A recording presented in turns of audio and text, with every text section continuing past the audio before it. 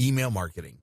The key to success on the web is not just to gain traffic, but also to control that traffic. What does that mean? It means that you need to know how to decide which of your visitors you want to talk to at any time. It means that you need to understand your visitors and to know what they are thinking, what their moods are, and what they're interested in at any given time. And it means you need to know how and when to strike when it comes to selling products or encouraging people to sign up to your mailing list. This is a theme we've seen come up time and again with machine learning and AI, and email marketing is no different. You can do all this by building a mailing list and then segmenting that list. First, let's go over the basics of email marketing again for those that aren't familiar. Email marketing is, of course, the process of marketing via email. In other words, this means you're going to be building a big list, a collection of emails, and you'll do this by asking visitors to your site to share their contact details when they land on your homepage. This, in turn, requires an autoresponder.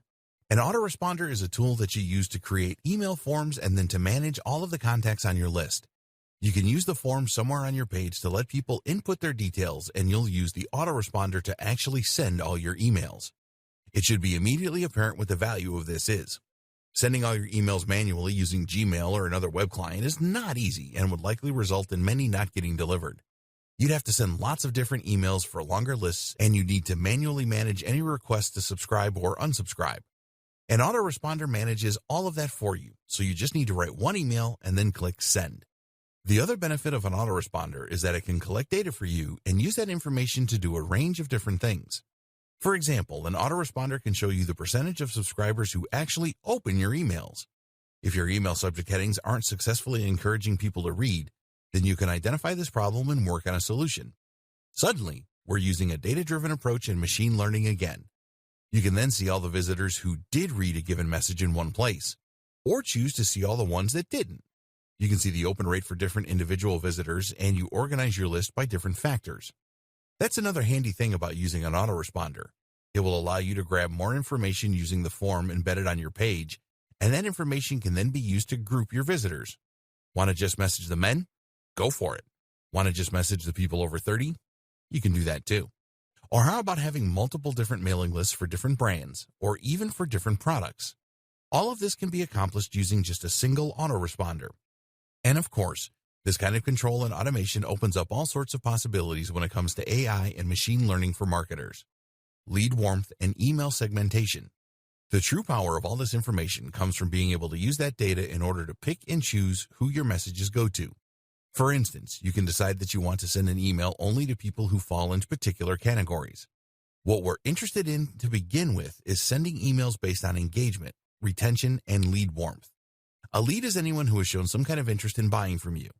That means that anyone who has signed up to your mailing list can be considered a lead because they have demonstrated an interest simply by doing this. But at the same time, a lead is also anyone who visits your site or who takes your card.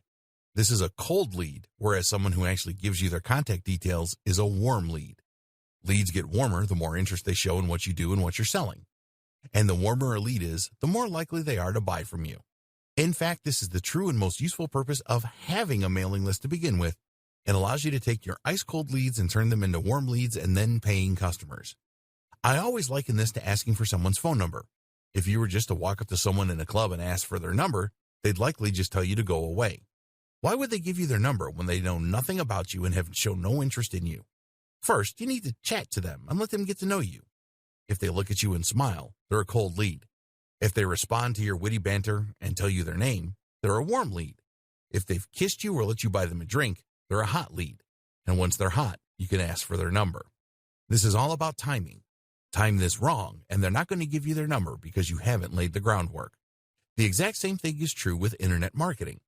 If someone visits your site and you tell them right away to buy your product, they won't. Why would they? You haven't given them any reason to trust you. You haven't told them anything about you. They don't know much about the product. Ask them to hand over their email after a few blog posts, though, and you can gently start to increase engagement. This is then when you wow them with all your information and all your knowledge. You entertain them a little, and you let them get to know you. If they don't open your emails, that's the equivalent of giving you the cold shoulder. That's like the girl or guy in the club that isn't laughing at your jokes and keeps looking away. If you try and sell to them now, you become spam, and you get deleted. And they never return to your website. But if they open your emails, you know you're in with a shot. That means you can then send them some more information about your products and get them excited for your product launch. If during that they still keep opening your emails, then you know you've got an even better chance of success. If you now try and sell to them, there's a much better chance they'll buy from you. Using email segmentation, you can do exactly that. You can see which of your visitors are actually opening your emails, are actually clicking your links, and are scrolling down to the bottom. In fact, using cookies, it is even possible to see which of those visitors has been to your website and looked at your products. You can see who has hovered on your products and been tempted to click buy. Email segmentation combined with machine learning. If you have been paying close attention, then you might already have figured out where this is going. Remember when we discussed big data? We said that you could use predictive analytics in order to better rate leads. This is where things could get really interesting for the autoresponders of the future. Imagine if your autoresponder not only segmented your audience and looked at the open rates and engagement, but if it could look for trends across huge data sets. In other words, what if your autoresponder recorded every single person who bought from you and assessed what actions they usually took first? This would allow that machine learning algorithm to better spot when a user is behaving like someone ready to buy and to send them a message tailored to encourage that purchase. This could be combined with smart recommendations in order to improve their likelihood of buying even more. This is already being used by some big brands, so it's only a matter of time until more of us get access to this same amount of precision. Tips marketers can follow now. For any of that to work, you also need to make sure that people are signing up to your mailing list in the first place. Again, this will help us to prepare for the AI-powered future. There are a few ways you can encourage this. Firstly, make sure that you show your mailing list wherever you can. At the very least, that should mean that your mailing list is shown at the bottom of your post. At the same time, though, you can also place this in the sidebars so that your list is visible on every page of your site. Another tip is to make sure that you draw attention to it. A mistake a lot of people make is to create their mailing list and then just hope that people see it. Far more effective is to occasionally tell people about it and to explain in your post why it's a good opportunity and why people should be excited to sign up. Here's the thing, though, you should always be honest. The aim of a mailing list is not to grow it as much as you possibly can. Instead, the aim is to grow it as much as you can with only highly targeted visitors. If your visitors have no interest in what you're offering through your list, then you will just frustrate them and effectively be spamming. Chatbots. Chatbots are an increasingly popular tool for marketers, business owners, and webmasters. So what is a chatbot? Essentially, a chatbot is a minuscule AI that will normally live on a website and will which then be able to answer questions and engage in basic conversation. Very often, chatbots are used in customer service. This way, a website can answer commonly asked questions and significantly lighten the load on its customer service team. The company can provide the support it wants to for its buyers without spending a huge amount on extra members of staff and call centers. But a chatbot can be much more than just customer support. Chatbots are just as effective in marketing and can be extremely effective at increasing sales and profits. Chatbots are particularly effective at kickstarting a sales process by welcoming visitors to a website and asking them what they're looking for. Instead of relying on UX to try and guide the visitor to the right part of the page, a chatbot can instead simply ask what they are hoping to buy and then take them to that page. What's more is that it can provide useful recommendations, perhaps informed by previous buying history, and it can reduce any concerns that users might have.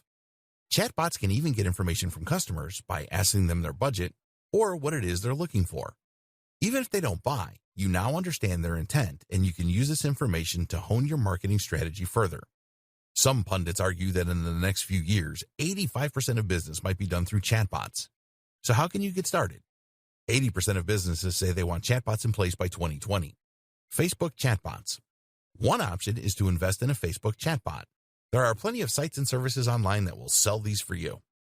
Facebook Messenger is a new frontier for a lot of small businesses. While it has crept under the radar for many marketers, the numbers speak for themselves. Facebook Messenger is currently used by over 1.2 billion people. That's 11% of the entire human population.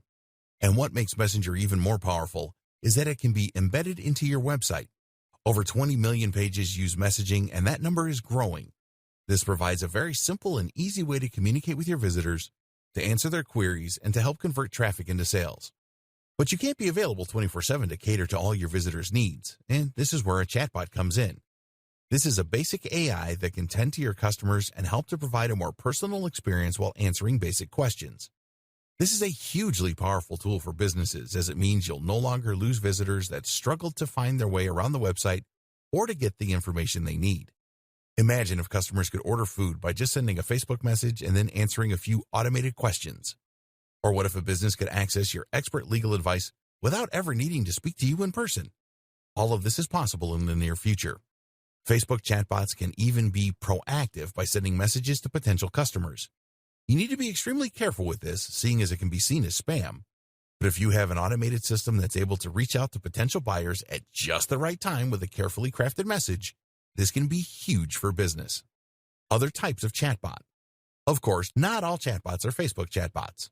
There are many other ways to implement chatbots into a website, from creating them from scratch using homemade software to using them to respond to emails or SMS.